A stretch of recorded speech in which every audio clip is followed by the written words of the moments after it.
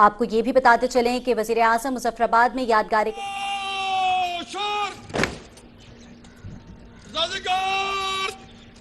सदर सलामी देगी।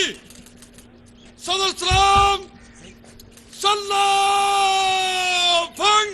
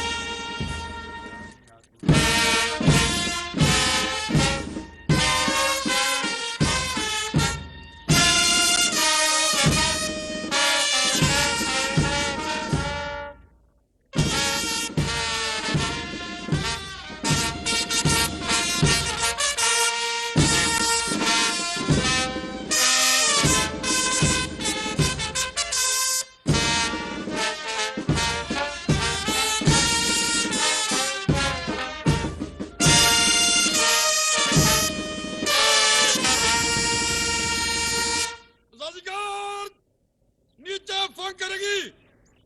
नीचे फंग।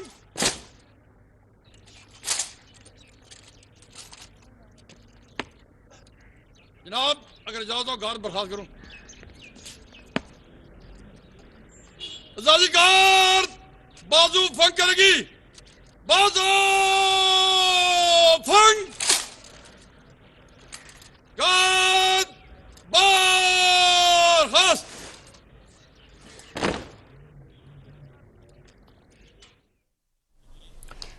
यौम यकजहती कश्मीर पर वजीर आजम मोहम्मद शहबाज शरीफ मुजफ्फराबाद पहुंचे हैं। आज़ाद जम्मू कश्मीर कानून साज असेंबली आमद पर उन्हें गार्ड ऑफ ऑनर पेश किया गया।